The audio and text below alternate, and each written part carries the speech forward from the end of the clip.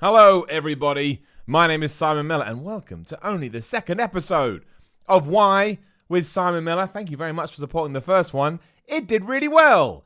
And I think, when you launch anything and it does well, you can give yourself a pat on the back and think to yourself, well, wasn't that a lovely idea? And it certainly was. We talked about Avengers. Oh my gosh, the other computer's on.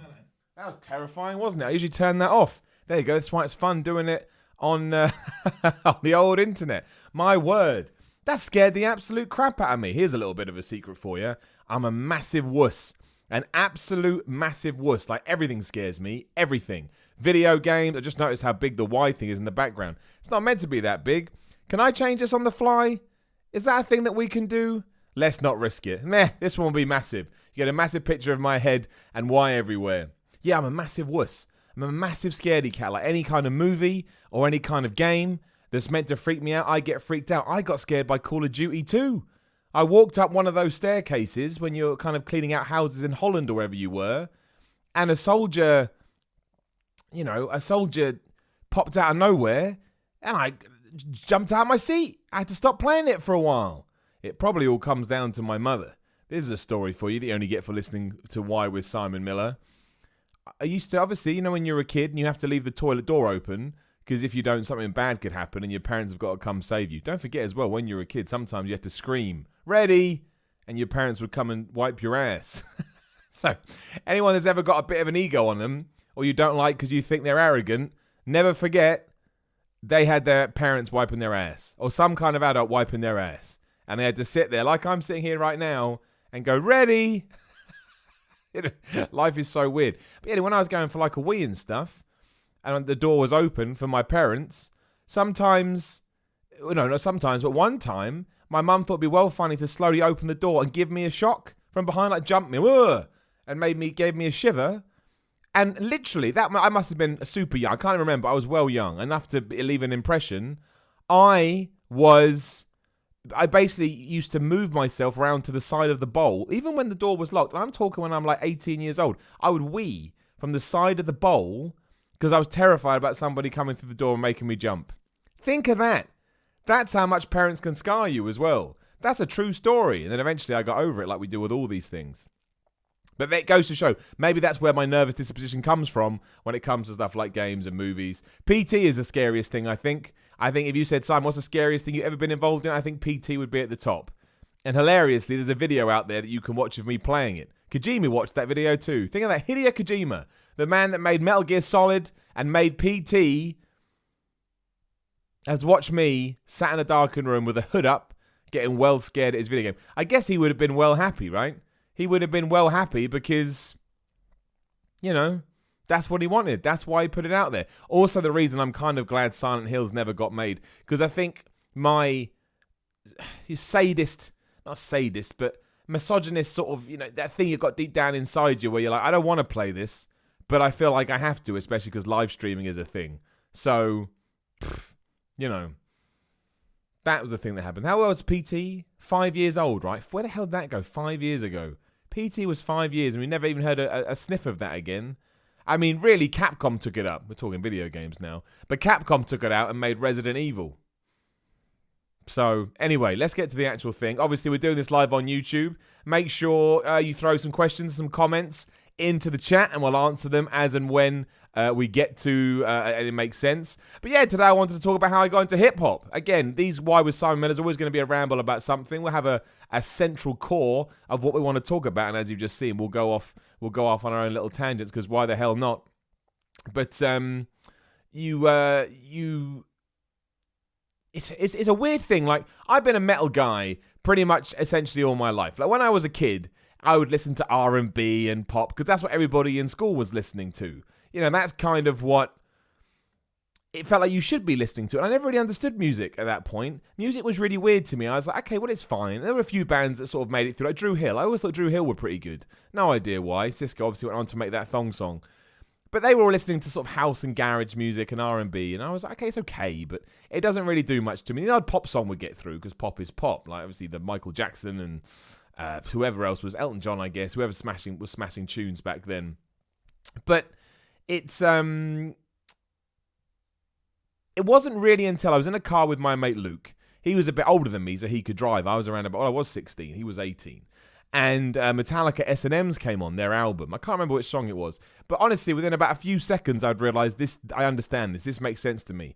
And it G'd me up to such a degree that I did. Within a week, I'd gone out and I'd bought all their albums. I didn't have much money then. I was like on pocket money. I bought all their albums and I'd gotten into them. And I'd started to learn about metal music. And that was it. It spoke to me on such a level. And it got me so pumped and it got me so hyped. And again, it allowed me to understand what everybody else had been talking about when it came to music.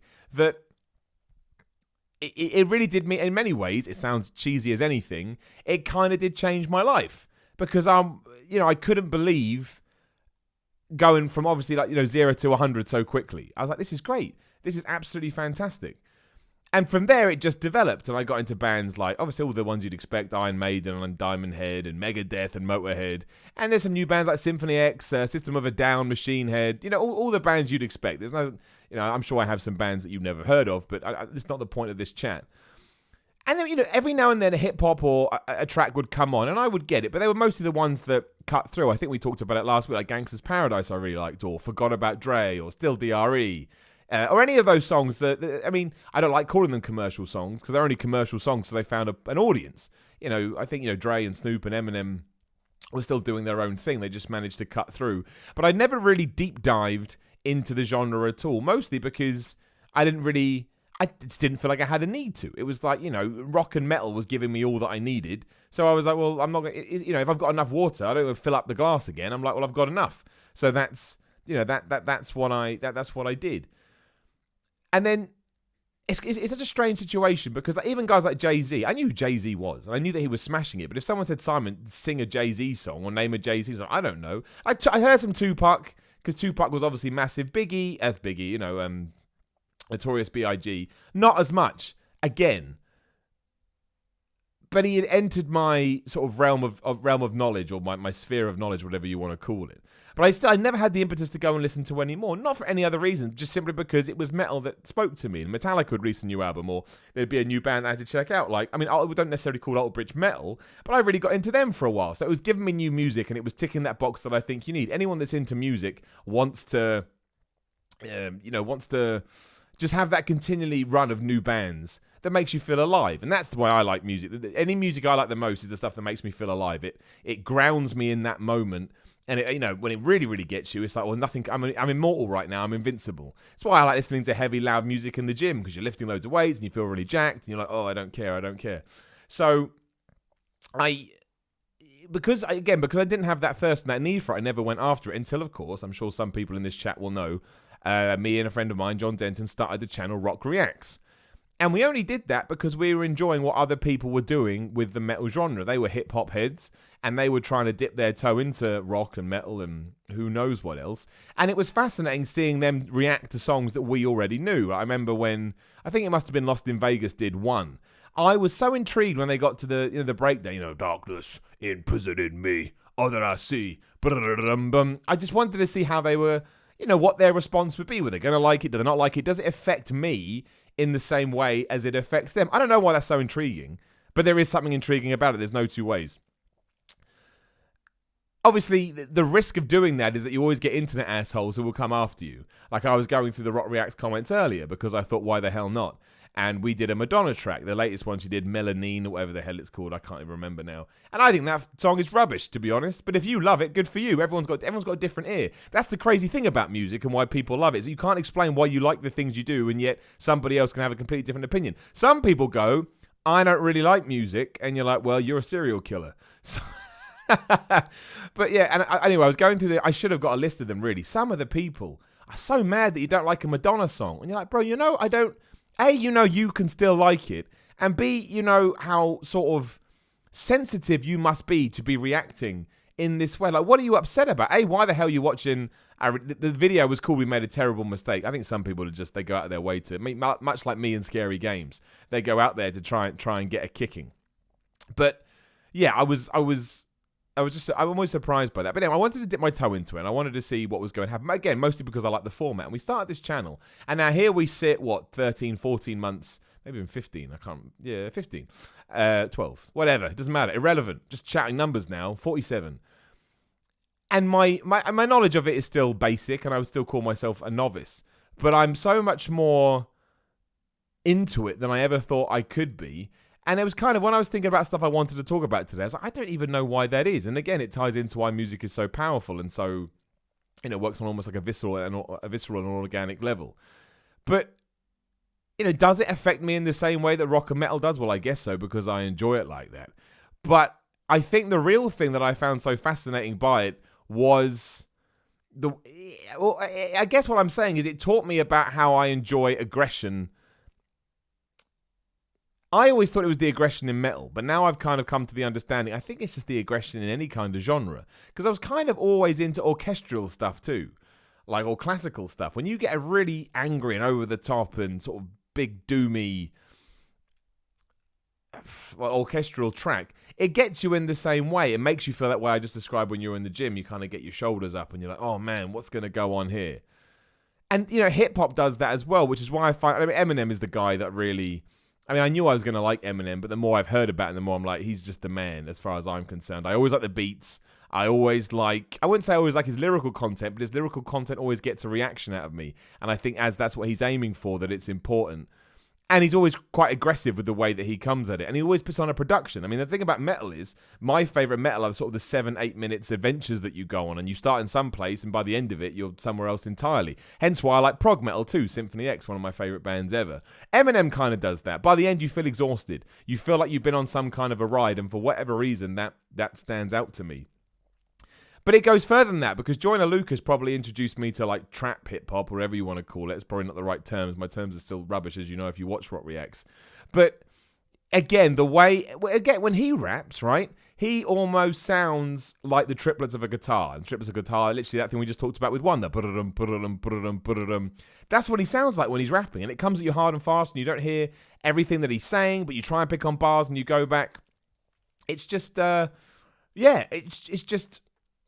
It gets me in the same way, and it gets me excited. And obviously, I struggle more if the beat isn't as good. It's got to have a good beat for me, just because I guess musically that's what I'm listening to. But even if it hasn't, we take Kendrick Lamar. I understand the genius of Kendrick Lamar now, but I wouldn't put him up there as one of my top guys, because I'm still not at that place where I can decipher everything that he's saying in the way that I would want to as I'm listening to it. I can go afterwards and I can do some kind of deep dive on his lyrics and figure it all out, but that's not the same as being in the moment. I don't feel I'm ever in the moment with Kendrick Lamar, because I guess he's on another level to where I'm at. I need to work my way. Kendrick Lamar is like my end of level boss, and when I get there, I'll be well pleased that I defeated him, but at the moment I'm still making my way through level 2. And that's why I was looking at my playlist earlier, and I was like, it's Joyner Lucas, it's Eminem. In fact, let's just do it now, because otherwise I'll forget somebody, and hope that nothing comes out of my phone, plays out of my phone like it sometimes does. Thing is, it's just going to be metal, yeah. I want to talk about that, which we'll do too.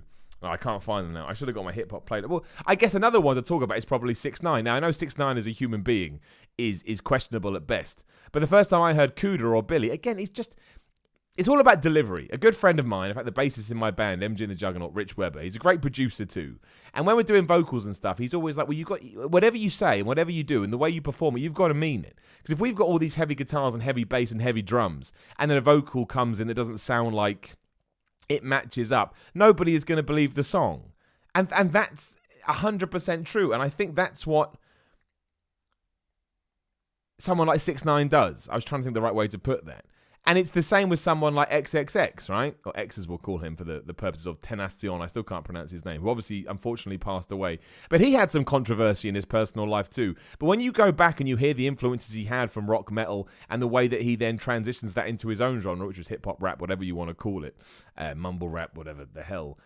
Again, because it all marries up into one, you can't help but be a little bit like, yeah, man. This is working for me in the same way that anything else would. And that's when, again, we're getting into a ridiculous conversation now, but that's when the idea of, genres almost becomes irrelevant to a certain extent. Because you're like, well, who cares? Who cares about what's what if it all makes you feel the same way? And there are people out there that will talk about, oh, well, this is sludge metal, so on and so forth. But it doesn't matter. Like, music is music, and the person that I was going to talk about when I looked down at my phone just then was Billie Eilish. I'm amazed that I like Billie Eilish. Billie Eilish is a 17-year-old who some people claim is an industry plant. She's been plucked out of nowhere and been told by music producers and executives, you need to sound like this. I say bullshit to that. I think that she is She's a really interesting, quirky, different, and original. Like, she sounds like Billie Eilish. She doesn't sound like anybody else. And I don't necessarily think I would have been so open. I would have been open. I'm quite an open-minded guy. But I think that my ability to be able to understand it with hip-hop has now made me even more open to anything else. So I think I'll listen to Billie Eilish. If she smashes something else that I'd like and I can, marry it up with all these other emotions I feel when it comes to music, then hell yeah, I'll jump right in. Another guy we should mention is J. Cole. Done a couple of reactions of his on the channel. Going to do more this week or next week whenever we get round to it. But, J. Cole, again, I don't always like his tracks musically. Again, I'm not going to say 100% of the beats that he's dropped I'm well fan of. But to me, the stuff that J. Cole raps about is kind of like the stuff that I do. I'm not saying that we're in the same league or anything like that, but if you've been a long time supporter of my YouTube channel, again, youtube.com/The Report Rules, or search for Simon Miller if you're listening to this on audio right now. I've always tried to do vloggy stuff and send out a positive message and talk about my own frailties and my own ailments and how that's okay and how we should all be looking to better ourselves and so all that bullshit nonsense that, winds people up when they don't want to hear it.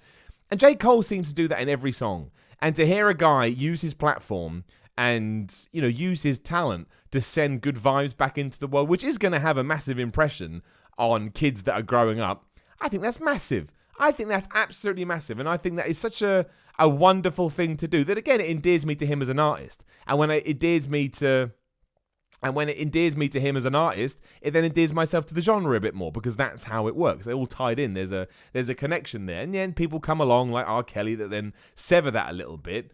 But positivity is so much stronger than negativity that I think it's okay. But that's what happened. And if you go back to these original Rock Reacts videos, I don't understand hip-hop. I was just kind of floating away, and I needed people like 6ix9ine as my gateway drug. I don't listen to that much 6ix9ine anymore because I think it served its purpose. And now, again, I want to move on to the more complex and the people that are deemed the best. Jay-Z, someone I still got to smash. I kind of have a much bigger respect for Kanye West than I ever did. I know he's crazy too in many regards, and he says things that are definitely controversial. But in terms of his music, I absolutely see the influences he's had, and his production, skills are ridiculous. And songs like St. Pablo and Runaway. Oh man, they're like, they're staples of stuff that I'm listening to all the time, and they don't get old because they've got depth and they've got worth. And they always did. I was just never able to tap into that before. But again, going through like people like 6ix9ine, amazingly, as crazy as that may sound, because I don't think I'm 6ix9ine's target audience by any stretch of the imagination, allowed me to appreciate the genre on a whole other level. And I think that's cool. And I think that's a great way to try and evolve as a human being as you do get older. Because really what you want to do, as your generation moves up, you always want to make sure you've got a foot in the one below. Otherwise, you lose touch. And it's all great to lose touch. There's nothing wrong with losing touch. If you want to lose touch, go ahead and lose touch. No one's trying to keep you in there by any stretch of the imagination. But what I really, really hate is when you see, like I think it was the Reading or Leeds Festival's announcement went up. And I saw a bunch of sort of metalheads, which I know because obviously that's always been my wheelhouse. There's always going to be some people I know that are predominantly into that genre.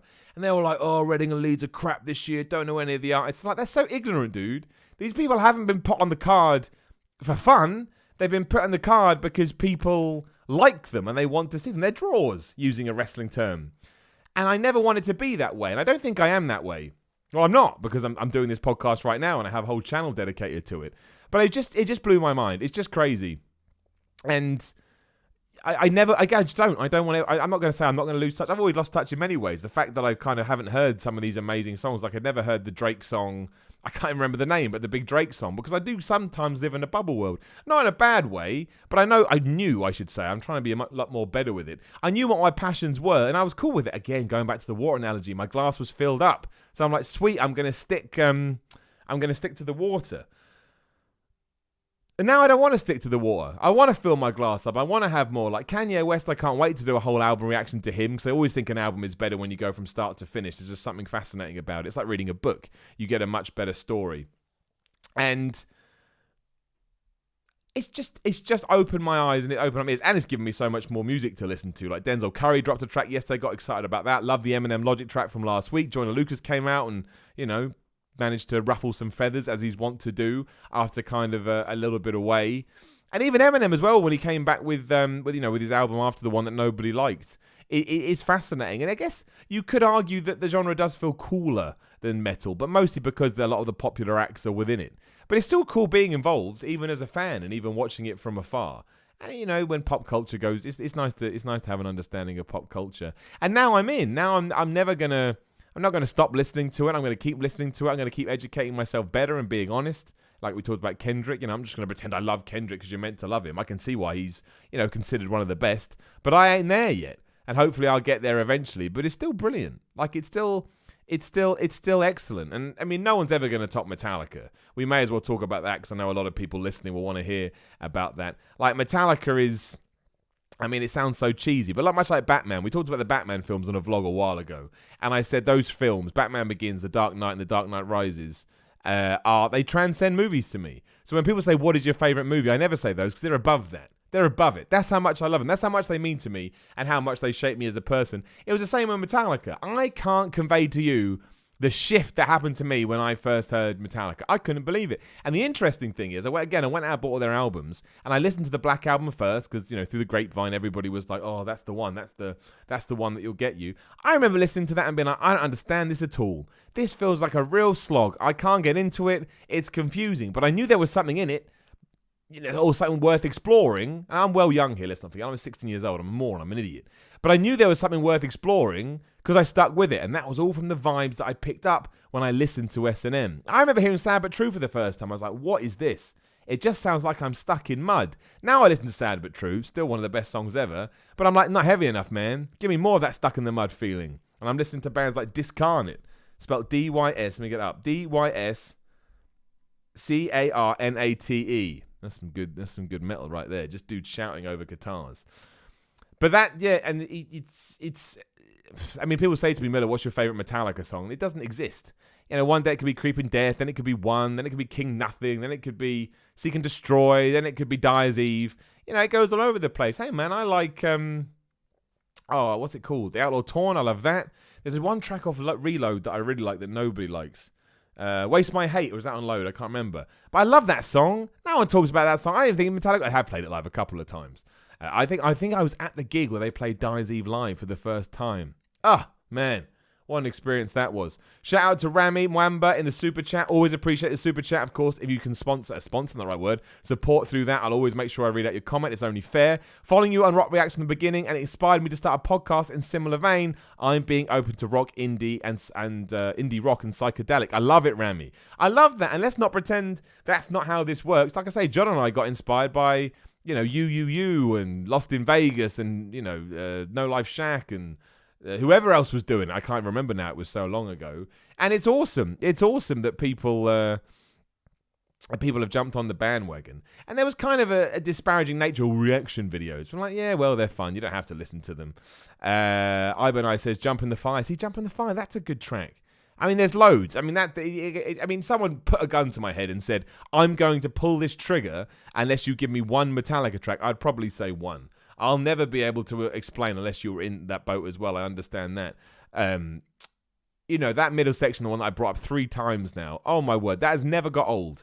At no point have I ever heard that thing and thought, oh, that's rubbish. Never. And that's why Metallica for me are the best. There's so many times when I've gone back to something like Master of Puppets, which I must have heard well over 1,000 times, if not more, both live and bootleg versions and the original studios and so on and so forth. And it feels like I've never heard it before in my life.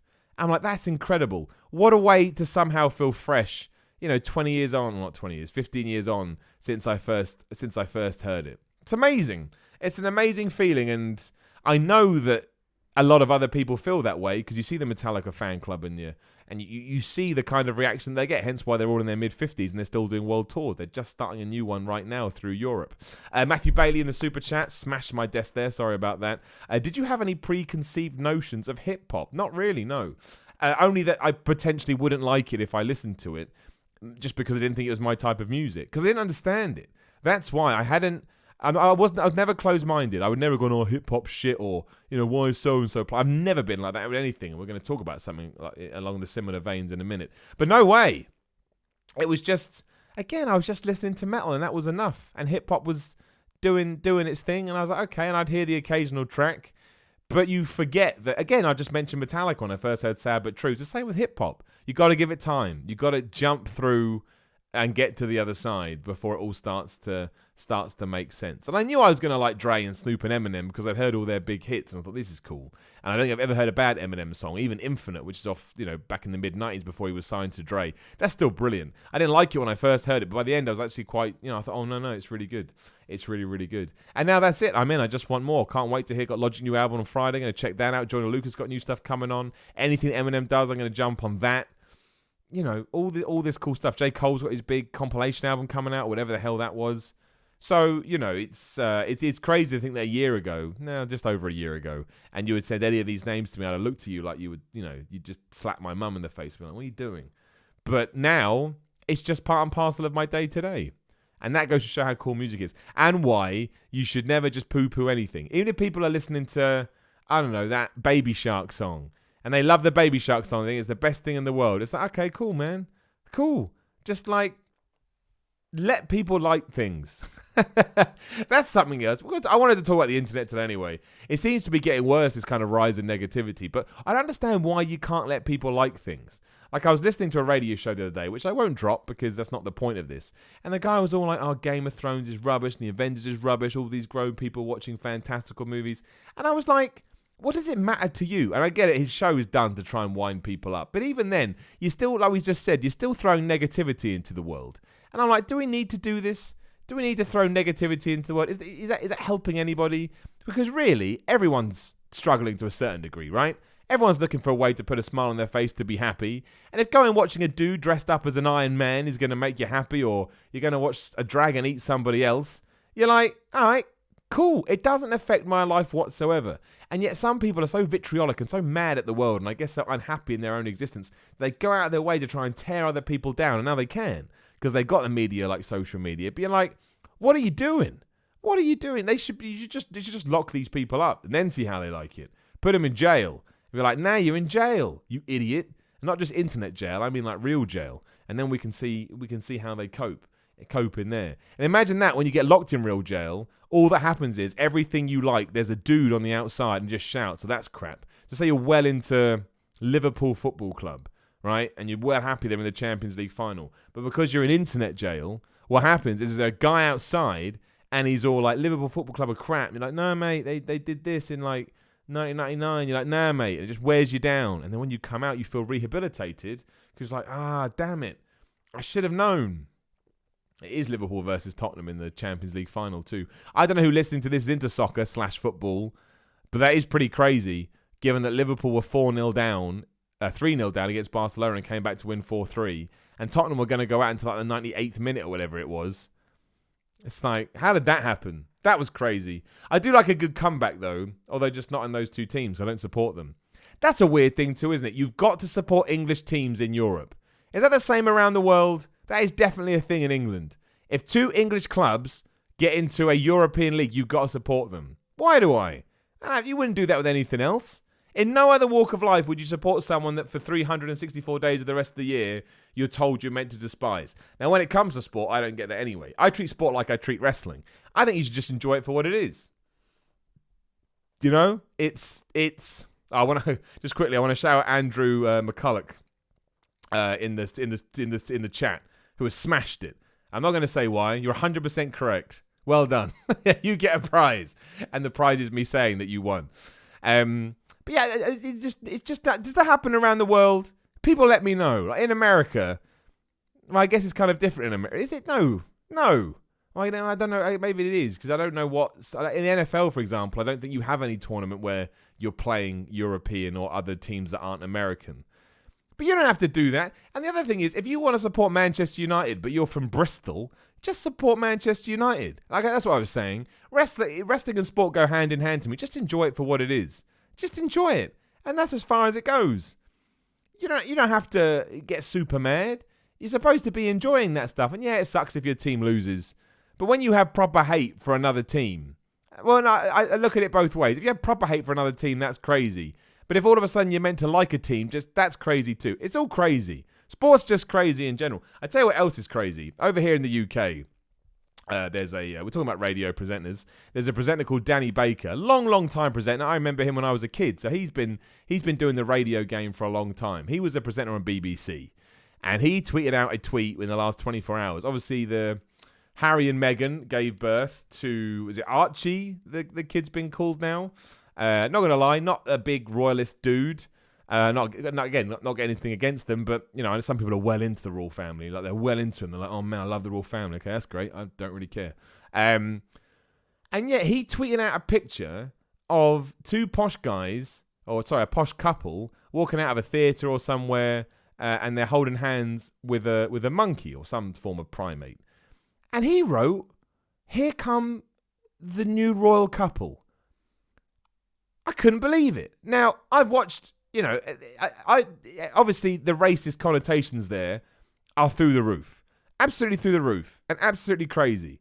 And I've watched an interview with Danny Baker, and unless he's a very good actor, I genuinely think this is ignorance on his part. I don't think he meant anything by it. I could be wrong. I watched an interview, and that was my gut feeling. However, to have that kind of ignorance beforehand and not see what that's going to look like blows my brain.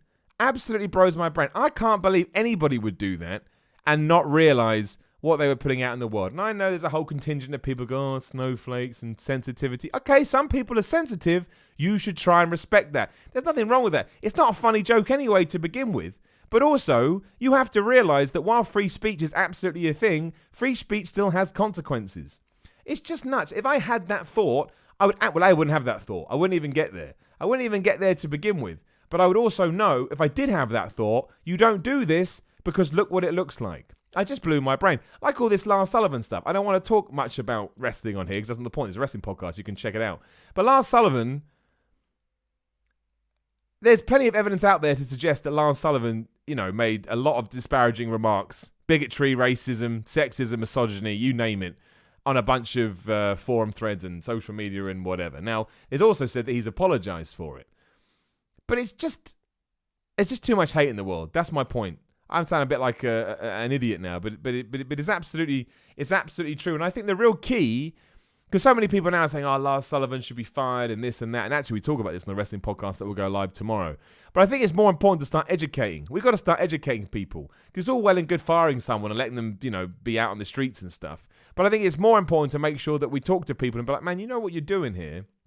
You need to stop doing this. You need to snap out of it. Like, what you're doing is 100% wrong, and it shouldn't be going down. And it's just no good on any level whatsoever."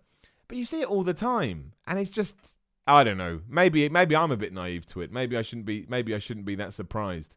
But I am surprised, and I think it would be better if it didn't happen. There's a line for you. It would be better if it didn't happen, and that's because it 100% would be better if it didn't happen. But yeah, that's the big story over here in the UK today. He got fired as well, Danny Baker from the BBC. Again, it's not hard to understand why. I don't really think like they had a choice. But it will now be a debate on TV for at least the next week or so. And I think it would be better if that kind of effort again went to educating and to the rehab process or whatever you want to call it. But what do you do? What do you do? I wanted to talk about it just because it was everywhere. And it just... Twitter in general is a crazy place. Like, to not have any kind of barrier and where you can say whatever the hell you want and to be anonymous when you do it, should you so wish. That's a crazy system to put in place. Shout out to Matthew Bailey in the super chat. How is racism in Europe different than in America? You don't have to talk too much about it. I'm just curious because I've never been to Europe. Well, I won't be able to comment on it directly because, you know, I'd have to sort of experience both ends of the coin. But from what I do know, it seems like it's... I don't want to use the word worse because racism is bad regardless. Even you have one racist incident. Like racism in football, we talked about football. Racism in football right now seems to be worse than it ever has been. Although realistically, it's probably just because there are more forms to call it out that we hear more about it. Which is even worse because it means that there was a time when it was still going on, but we weren't talking about it enough. And thankfully, there's a bunch of football players now like Raheem Sterling and Danny Rose. They play for Tottenham and Manchester City, respectively, if you don't know. who are talking out about this, and hopefully together as a race we can kick it out, which is also the name of the anti-racism group over here in England. It seems to be more intense in America, but I don't. That's not fair though, because if you are in Europe and you've been racially abused, it's just as intense. It's just as intense for you. But I mean, again, this is me talking very, very, very, very. What's the word I'm looking for? I don't want to say uneducated, because I'm not uneducated, but shallow. Not as deep as I should be. But for example, getting pulled over in a car just because you're black seems to be more prominent in America than it is over here. In the UK, at least, you don't hear as many stories about that. But that doesn't mean that it's not going on. And so to, poo-poo a few incidents because there are a few is nonsense. You have to focus on all of them. Going on about it some more, I don't know whether you saw, but there was some person on Redbubble selling Holocaust memorabilia. That's right. Somebody was printing images of the Holocaust and sticking it on clothes and pillows. So you can actually buy a t-shirt that just had a picture of Auschwitz on the top. I've never been so stunned in my entire life. Not true. But I was absolutely flabbergasted. That was a thing. Now, in many ways, it's not Redbubble's fault. Well, it's not Redbubble's fault, because on Redbubble, you can upload whatever the hell you want. And I'm sure they had processes involved to try and take it down. And as far as I know, when they were made aware of this, they took it down. But it's more the thought process. I mean, that's bigotry, right? That's anti-Semitism. I don't think anybody thought this is a really good way to remember the Holocaust by printing offensive and, harrowing images onto clothes and then trying to make a profit off them. And if anybody wants to call me wrong, we don't have to be friends. I think, talking about, I didn't think we'd talk about racism today, but hey, we're here. I'm thinking about racism in general. I mean, when you look at the UK especially, it seems to be places like UKIP, which are like nationalist political parties that have risen up, that are all like, protect our borders and power to the British and stuff like that. And while they say that, a lot of it, when you look into their manifestos and teachings, are more about protect, Anglo-Saxon white dudes. Which, again, tying into the whole EU thing, I don't want to get into politics too much. But hey, that's what this show was for. Why was Simon Miller was here to talk about stuff? We talked about Avengers last week. Now we're talking about the EU. The main reason I always thought it was crazy to want to leave the EU is because, if anything, as the world gets smaller because of social media and things we've talked about, let's try and tear down more walls. Let's try and, dare I say, even move away from I'm British. No, I'm not. I'm just a dude that happens to live in Britain. And I've got nothing against patriotism at all, as long as it doesn't go into crazy moral territory like it has been doing over here recently. But that's always been my thing. Because at the bottom line, no matter what we look like or where we live, we're all just human beings. We all came in the same way and we all go out the same way.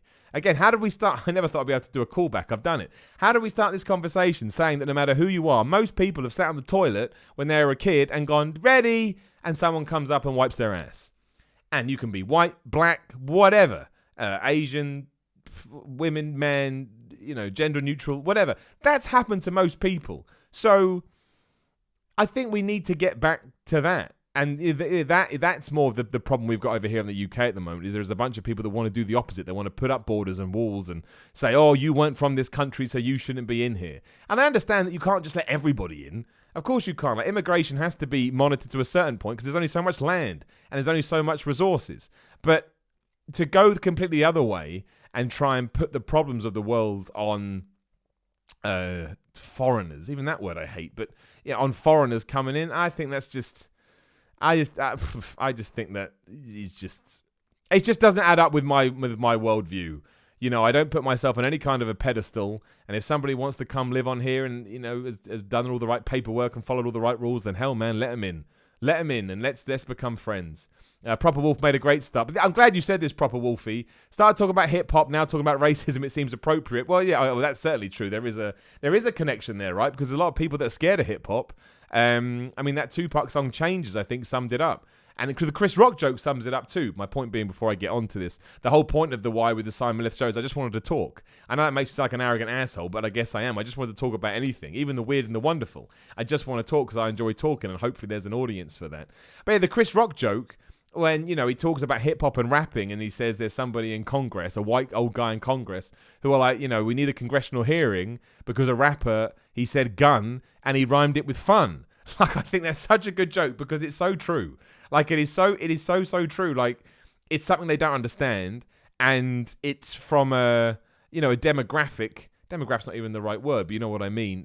They don't want the status quo to change, because the status quo protects their own power, and therefore they want to do everything to stop that. And that to me is nuts. The world changes, the mode moves on, and again, if you're in a position of power, you should be doing anything to widen that gap and make sure more people can get in. And there's more spokespeople of different colours and different breeds and different genres, so that the people growing up have somebody to look up to, because that's really important. Role models are important.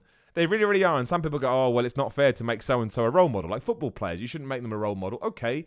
And the football player doesn't have to accept their responsibility as a role model. That's perfectly fine. But that doesn't mean that it's not true. And, kids, my first hero was Ian Wright. He was my first hero. That's why I support Arsenal Football Club. And I know, like, boo, Arsenal, I know. But I love it. And the fact I get to work for them now, if you don't know, I would do some stuff for Arsenal Nation. Brilliant. Puts a smile on my face every time I think about it. Worst thing about the season ending is I have to wait for next season until I get to do more. But my first hero was Ian Wright. And I looked up to him. He may not have wanted to be a role model. I don't know. I've never met him. But it was just something. I saw him, and he was a personality, right? And he had a bit of a wild side to him as well, stamping on Peter Schmeichel's foot and all of that. But there was an endearing qualities about him, and I liked him. I warmed to him. And ever since then, I was like, okay, well, I'm going to follow Arsenal Football Club. And again, you can say, him being aggressive probably did make me too aggressive on the football field as well. Here's a story for you. So we used to play football every night.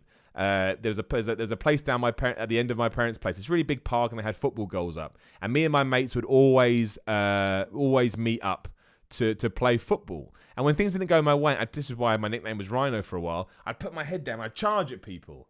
Like a crazy person. What is that? I was an angry child. Luckily, I learned to deal with it. Not even deal with it. I got it all out. But maybe it was encouraged by him. But still, it's important that we have these role models of different backgrounds. And when people, like I say, at the top are trying to squash that, then we've got a massive problem, man. We've got a massive issue, and we've got to do whatever we can to kind of fight back about it. My favorite part about all of this is, as I've been saying this up in the chat, I can't pronounce your name properly. Frog Molds is 11. Just wanted to know, would you bang J.K. Rowling? Because I would. I like the fact that you told me. Would you bang J.K. Rowling? Well, it all depends. There's many things you need to consider there. One, does she want to be banged by me? It's got to be consensual, because that's a whole other thing. We don't do that. That ain't cool. Do you think J.K. Rowling is attractive? Yeah, I guess so. I've never really looked at her, to be honest. I will go out of my way to look at J.K. Rowling. I just love that. We're talking about all of that, and then boom, would you bang J.K. Rowling? It's fantastic. This is why I knew this show would be good. We can do a whole chat about now. Who would you like to bang? But we won't, because that just opens up a whole bag of worms and takes us down a path we don't have to. Gary Richards says, Simon, do you dislike Spurs? Look, if I put my football cap on and someone says, do you want Spurs to win the Champions League? I say, no, I don't, because I'm an Arsenal fan and I enjoy the rivalry. I think the rivalry is fun. Much like when I'm watching wrestling, I want the good guy to beat the bad guy, or I want Rusev to beat everyone, or Samoa Joe. They're my guys. But I don't hate Tottenham, no. I don't hate them. I don't have a deep-rooted, because some people they get really angry about it, and I'm not like that, because I just don't think that, again, I just don't think that's a good way to live your life. I think when those kind of things indoctrinate your brain too much, I'm using asshole words now, but it's true, and you fall off a bit. And I'll get annoyed when Arsenal lose. Like when they drew with Brighton at the weekend, I was so mad. I wasn't so mad, I was so annoyed. I was like, you idiots, you had a chance. But as soon as, a few minutes had passed, I walk away and I'm like, it's just football, it doesn't matter. But it's fun. It's fun to get invested, because that's why you enjoy it. You enjoy it because of the emotion. But always leave it there. It's always a top line.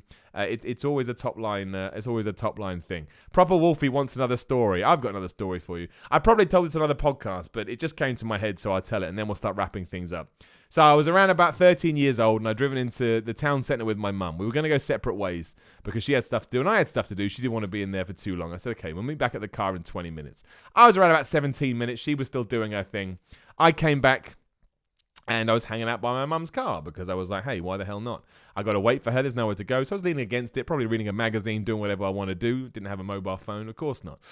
And then a policeman came up to me and said that he thought I was trying to break into this car and actually started walking me away to put me in his police wagon where he was going to take me to the station. I was obviously professing my innocence. He didn't believe me, and thankfully, because somebody was smiling down on me that day, at the exact right minute, my mum walked out, and she saw all this, and she came over, and she asked what was going on, and the officer said to her, well, man, this man was trying to, this boy or whatever, was trying to break into your car, and she went, I highly doubt that. That's my son. The policeman went red-faced. It was all done. I got to go back to the car, but that's what happened. Can you believe it? Can you believe it? Imagine that if I had an a prison sentence on my record because I was resting on my mother's car. Crazy, right? I got loads of stories like that. If I remember, I'll always try and tell a story at the end. What I do want to talk about before we wrap up is Thanos. I was going to do it all this week, but I thought, you can't do 2 podcasts on Endgame. Then it just becomes an Endgame podcast. I've become a little obsessed with Thanos. Shout out to James Wynn quickly, who donated in the super chat. Appreciate that, James Wynn. But yeah, I've become a little obsessed with Thanos. I think Thanos is just like the greatest. I don't understand. He's become like Darth Vader for me. I'm fascinated by Thanos because the first thing you see in Endgame, I know we talked about this last week, we're talking about it again. The first thing you see in Endgame, he's chilling out. He's washing his clothes. He's hanging his clothes up to dry. He ain't doing anything bad. He set out to do what he wanted to do, which was a worthy thing within reason, but also not because he killed off half the planet. And then he just wanted to chill out in his garden. To the point where he'd already talked about this to Nebula and said that's what he was going to do. I'm going to kill half the world and then I'm going to chill out. And I think maybe the reason I'm starting maybe to warm to him more towards Darth Vader is because Darth Vader had the stereotypical face turn at the end, right? He went good. Before he died, he had to go good. And that's nice because he reunited with Luke, and then in the remasters, he's a bubble shadow man or whatever the hell he was, hanging out with Anakin, and well, he is Anakin. But you know what I mean? The awful, awful moment. But with Thanos, he's bad to the end. Like, even when original Thanos is dead, and you get alternative reality Thanos is even worse. Because he's like, well, you may have killed me once, but now I realise I should just wipe out the whole planet and start again because you're all a bunch of dicks. So he tries to do it again. Now he fails, clearly. But still, that's crazy, man. That's a heel. That's a bad guy. I just think he's great. He's great. Shout out to Zach Davis in the super chat. Appreciate that. And shout out to Ivan I in the super chat too, who says Thanos is such a good villain because you can be sympathetic with his motives. Exactly. That's the thing. You can be sympathetic with his motives. Because he's trying to balance it out. He thinks the world is too run down. That's what he thinks. We think we're out of resources. We need to cut half the world. And that's not the way you should do it. There are other ways. And then when you properly piss him off and you properly push his buttons, there's no good in Thanos. Thanos doesn't go, okay, you're right, let's make a team like Darth Vader did. You know, Darth Vader kills the Emperor, or did he? Episode 9, what's going to happen? Heard the Emperor's laugh. He decides to wipe out everyone. I like a bad guy that's unrelenting, clearly. It's my dark side, without a shadow of a doubt. But I've been thinking about Thanos a lot. I may even do a video called Why Thanos is the Greatest Villain Ever, and just rant like this. I've just done it. But I love that twist. So many Hollywood movies want to end on a good note. It does end on a good note, kind of. But when it comes to the baddie, I secretly wanted him to win. What would he have done? Just wiped everybody out. And the next Avengers would just be Thanos chilling out in his garden, being like, I've got to sew this scarf for my dead children. Well, he wouldn't do that. He did do that too. He does kill his own kid to get a stone. Bit of a strong price, but we'll end with this because it's nuts. Kevin Harty, Simon, gotta say, you had the choice of grabbing your hoodie and nearly getting... Oh, you're talking about the Haku thing? No, we're not talking about that here. We're not talking about that here. Although I do appreciate it. You're talking about the Tamatonga attack where I did go back to get my hoodie. It's true. I love that hoodie, though. It's my Game of Thrones Street Fighter hoodie. I should have brought it in, but I didn't know I was going to talk about it. That hoodie, on the back of it, has the mountain from Game of Thrones. I'm such a nerd. Has the mountain of Game of Thrones, but he's Zangief from Street Fighter. That's a good hoodie, man. That's a 10 out of 10 hoodie. That's the best hoodie I own. I'm not going to let Haku of pro wrestling fame walk away with my hoodie. I would have taken a punch to the face. It was a present too, so I don't know where I can buy it from. I understand I can just Google it, but hey-ho. James Wynn in the super chat. Unrelated. Are you going to finish God of War Let's Play? Also, your positivity is inspirational. Much love. Well, that's very kind, James. Thank you very much. I am going to finish it at some point. I'll level with you. I'll be honest with you. I'm just not very good at live streaming games. I don't think I'm very good at them, so I feel uncomfortable. I will, though, because I said I would, and I will. But you're right, I suck at them. But hopefully I've been making it up with these kind of live streams, too. I tried to be balancing it out. So, yeah, there's that. All right. I think we've ranted and raved enough. I like doing these, though. I already know I do, because they're just crazy. We talked about banging J.K. Rowling. Wasn't my intent, but we did. We talked about racism. We talked about Danny Baker. We talked about my Game of Thrones hoodie, also Street Fighter hoodie, best fighting game ever. Talked about Thanos. Someone said, yeah, Cam Williams, Joker is a great villain too. Joker is a great villain. I think I'm just on a Thanos kick at the moment, but Joker would be up there. There'd be my three. Joker, Darth Vader, and Thanos. Again, please do go subscribe to this on iTunes, and it's on everything at the moment apart from Google Podcasts. I'm hoping to sort that because the wrestling and gaming ones are on there. I don't really understand what's happened, but please do go subscribe. Please support through Patreon if you can. There's a link below, patreon.com/Simon316. More importantly, please subscribe to my YouTube channel. That's my big thing. We're doing well at the moment, and I realize it makes me happy, so you could do that too. Yeah, that's it. That's it. Someone just asked if I can recommend some exercise for the gym. I'm about to do a big old vlog series on all my workouts because people asked for it. They said they wanted to see me working out. I'm recording all the training things. Push, I should say, will probably be up this week, if not next. It's against my better nature, but this is how much I appreciate the support I get. So I'll always throw back out there. Like, share, subscribe on YouTube. Hit me up on iTunes, subscribe on there. And you can listen to it twice. Why not? Not a thing I'd ever do. Who listens to podcasts twice? You know what's coming. I've never listened to a podcast twice. Some people go, oh, I listened to that podcast again. I'm like, why? What are you doing? Well, find a new podcast. Even funny ones. Maybe I'll listen to a funny one again. No, I probably would. I'd listen to clips of it. Should get people on to interview as well, shouldn't I? That would be fun. What am I talking about? Right, dudes. Thank you so much for joining me live. I appreciate it. Like I say, I already know I enjoy doing these. It's just a lot of fun. I've got an offline. I'm going to click the offline image. Don't know what that is. Can't remember getting it. I'm going to click it. See you next week. Next week, every Thursday live here on YouTube. Put it in your books.